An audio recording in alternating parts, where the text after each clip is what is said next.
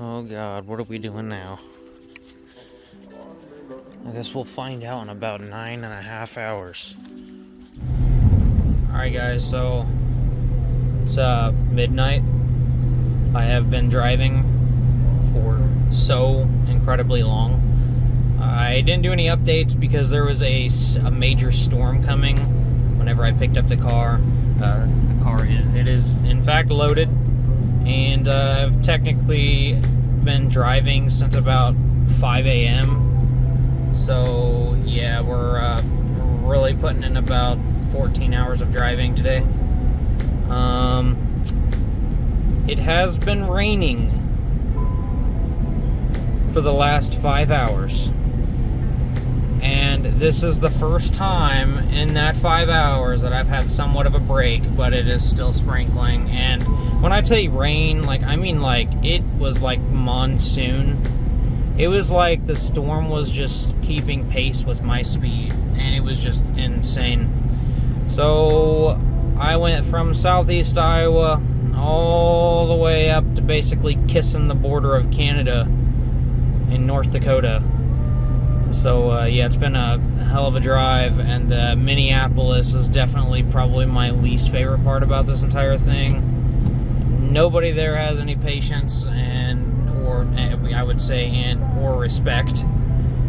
Just bride everybody. But it's pretty late. I do apologize. I haven't done any walk around of the car just yet, but I was kind of in a hurry trying to get everything loaded. My straps and everything kept fighting me, so I was trying to get out of there as quick as I could to get on the highway, so that way I could start driving when the rain hit. I was praying for rain because I have some excessive tire wear on my trailer, on the front tires, and when it rains, the excessive tire wear goes away. So, much better that way. I got about 30 minutes to the next rest stop, so I'll pull over, and then I'll do my best to do a walk around of the car, as long as it's not pouring. But I am getting tired, so I'm gonna pull over and pass out. I think I have about 4 hours of driving left as it is, so yeah, this was an incredible trip. So this is the second longest trip that I've ever taken for a car. The first being the Supra, because that was a 16.5 hours one direction. This one was 9.5 one direction. Actually, I think this is my third. Austin's car was like 10.5 or something one direction. Right, so this thing is gonna need some work. You always find the gremlins when you get something home, but it's nothing that I've never, worked with. The good thing is, also don't worry about that, it came off on the way home. It obviously is still functional, I just set it there. This car is like OEM, like it still has a factory radio and factory gauges. It's actually very clean inside. Now, looks like some water got into the trunk right here, which that's no big deal. That's actually all surface stuff, so I can wire wheel that away and then get that stuff like bed lined. I want a bed liner at the trunk, because it's going to take throwing stuff in there. Just kind of takes some of the abuse. But let's take a look at some of the goodies that it came with. Like, haha! And haha! Hold on, it's a Precision, but I'm not entirely certain. I mean, it looks like it's like a 6466. I am not entirely certain on that. Looks like the hot side was switched on it, and I can't tell if this is the Gen 2 or not. It is very snug. We got a sheepy intercooler and a quartermaster twin disc, and I didn't even know it had that. I actually found it, so like that's like a really crazy find. The only thing I don't have is the flywheel. Let's do a little walk over. Unfortunately, the car was resprayed. The blue looks nice, but like it was blue by you, and it's not now. So in here we've got the block, and then we got a carbon synchro trans. I didn't look too closely at the block. Actually, it looks like the block is good. I'm not entirely certain why they actually took it apart. It almost seems like something that they did and they were like kind of dumb. I think it was like a dumb kid that didn't know exactly what he had. Reason that I think that is because I was taking this out, and this looks like something that somebody would tear an engine apart for, because they just don't know anything. This blow-off valve is not even clamped all the way down, but the clamp is really tight. So it was like they thought they had it down, but it's not. So they assumed that it was an engine problem. Now, this isn't the first time I've had an issue like that. I bought I had an S13 back in the day that the kid thought that it had rod knock. So I bought it for 300 bucks, and when I got it home, it turned out that it was just the radiator fan hitting the fan shroud. So it's not out of the realm of possibility. I'm gonna do some investigating and check everything over. There is no metal. There's still oil in the oil pan. There's no metal in the oil, and the bearings and everything are still here. And you can see, like, that one's good. That one's good. Looks like it might have had slight wear, which can't even feel it. That one's also good. That one's good. Looks like it might have had some slight wear. Something got in there or something, but there's like no heating or anything on the rods, and the bearings are obviously still there. So, and here we got the actual girdle. Also, still has the bearings in it. So what I was told was that apparently it had low compression on one of the cylinders. Cylinder 3, but if you look at all the pistons, there's nothing wrong with any of the pistons. Like, there's no burn marks or anything wrong with the ring lands. I mean, I would probably have to like look at the ring lands a little bit closer, but I mean, this is a very it's a very new setup. Like, the marks and stuff, the logo for the Wiseco pistons are still on the piston. So I am not entirely sure what the deal is. So just to make sure, I did a quick little search on the serial number here, and they do come up as Wiseco HT 1400s or Wiseco 1400 HTs. So TurboTef rods and 1400 HTs. It's like one of the best setups that you can do in an Evo. Assuming that this is a long rod, at least I believe that it's long rod. It is stock crank, so I mean, it's just whatever that is. It's still a 2 liter. So, it looks like the block and stuff was redone. The hatch marks are still in there, so it like looks pretty clean.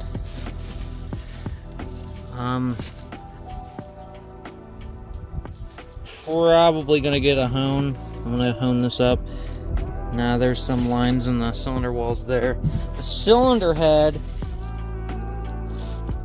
was something that I wanted to look at. It was apparently built, and it is not built, at least as far as I can see. I think the cams might be aftermarket. They look like some like HKS 272s or some crap. I'll have to take a look real quick and see. Should be able to tell. Alright, so it's starting to look like a absolute nightmare around here. I mean, we are just jam-packed full of parts. I've got everything spread out only so I can just see what is all here. Missing a few things, and a lot of these things really need to be cleaned up. So we've got all the basics. The turbo, found out, is it's a Precision 6266. It's a ball bearing turbo, and the Sheepy intercooler is good. Also found this hidden gem behind everything. I didn't even know, but yeah, it's a comp twin disc. So these are actually the same discs that are in the 240. So that's pretty cool. So these are good. Some good stuff right there. Yeah, it's pretty quality. I mean, if there's a twin disc, there's more than likely stuff done to this. It looks like it has been apart potentially. I'm hoping. I mean, it shifts great anyways, so like it feels really nice. Feels like everything is gonna be nice and solid with it. So the block needs a nice rehone, and so I was trying to figure out what was exactly wrong with it, and they said that it was low compression on cylinder 3. Did some investigating, and it would have turned out that the reason why there was low compression on cylinder 3, the second ring on the piston Dude, use this one as an example. This guy right here, on one of these pistons, it was like stuck in there. So yeah, it was like seized inside the piston, so it wasn't expanding against the cylinder wall, which would explain the low compression. Then I started to investigate a little bit more and found out that whoever put this engine together did not gap the rings. As you can see right here, there's almost no gap there. This is anywhere between 14 and 7 thousandths, and that is extremely tight on anything, especially a built engine. Just for a comparison, and I know that it's not the same coming from a 4G63 to a 2JZ, but on my JZ, my rings are gapped to 27 thousandths for tons of boost, and I have 0 blow by. I have 0 in my catch can, pretty much almost none. And if there is anything in there, it's literally just like E85 vaporization that did make it through the rings, but I have no oil ever in my catch can. And I mean, I built that engine myself. It's all on video. And for this, these rings are naturally supposed to sit in here just like this. And do you guys know what happens when metal gets hot? It expands. So yeah, whenever this expands, it's gonna run into itself. And so we got some minor scoring on this cylinder wall, which, you know, you got both piston rings doing that, you're gonna have some scoring on the cylinder walls. It's very unfortunate. But I'm gonna get a ball hone. I'm gonna hone it out and get it all like nice and pretty. You can see the hatching marks and stuff. This block looked like it had just been recently redone. You can see where it was decked, and then the cylinder head as well. You can see that it was planed. One thing that they tried to say it was a 5-angle cut valve job, which I've heard of 3-angle valve jobs, but I've never heard of a 5-angle, and it's obviously on the intake side. It's never been touched. All of the casting marks are still there. I still haven't figured out what cams these are. For the springs and retainers, they kind of look like beehive springs, but factory springs are also beehive springs, so they are in cone shape. Regardless, I'm not trying to get 5 million horsepower out of this thing, so it looks decent enough. Everything is pretty well clean. So got both axles. I'm gonna order a new intake. I hate those intakes, and it's still stock fuel system. Oddly enough, the fuel pump came on. It sounds like an aftermarket pump. I can hear it whine pretty nice. The only thing that I think that we're missing 100%, the actual rear coolant pipe that goes on the water pump. So I think that's the only thing that's missing here. Everything else seems to be here, and then I just need to order some new stuff, like got some pulleys and stuff that I need to order, like the bearings for the timing, and then just everything just needs to be nicely pressure washed and cleaned, and then some of these things need to be painted. But otherwise, everything is like mostly here. Pretty good for the trade, the MR2. MR2 was a rebuilt title, and I wanted another Evo, so interior is actually freaking nice. It's very nice. Some people might find this tacky, and at first I thought that this was gonna suck. I thought that I was gonna hate it, but it's actually very well done, and it's not that bad. Like it's actually kind of decent. So, car used to be Blue Bayou. Unfortunately, it was resprayed. The respray could have been better, but I'll take what I can get. It's a clean title car, so whatever. Used to be some rain guards on this thing, and for whatever reason they took them off. Some people aren't a big fan of rain guards, but I will say, whenever I was in Minnesota with a Jeep, I wish I had rain guards, because when I went to sleep I was sweating like no other, and I couldn't have the windows down because it was pouring, so rain guards would have been really nice. The wiring harness, looking really good. I have not seen any cut wires, period, on the harness itself, so it looks like it's been very nicely, like, maintained. So everything is in here. Even the freaking intercooler sprayer. I haven't seen if the thing works or not. The only thing I can see that is like cut, it would be the radiator, the fans, but that's only because there's a Mishimoto radiator and then aftermarket fans. So yeah, all in all, it's a freaking resprayed electric blue Evo 8 that needs to be resprayed again. But honestly, also found out it's on freaking R33 GTR wheels, and I really wanted an R33 GTR. I didn't even realize that's what these were, but yeah, they are in fact R33 GTR wheels, bro. That's insane. But alright, I hope you guys are freaking excited for my new project here. My end goal was to obviously have the Evo, the Supra, and the 240. If you guys have been following me back long before, whenever I had my Evo 9, before I got rid of it to get the Supra, because I traded my Evo 9 for the Supra. And if you guys aren't aware, that this used to be the silver Supra, but I got it repainted, so the car is like freaking mint now.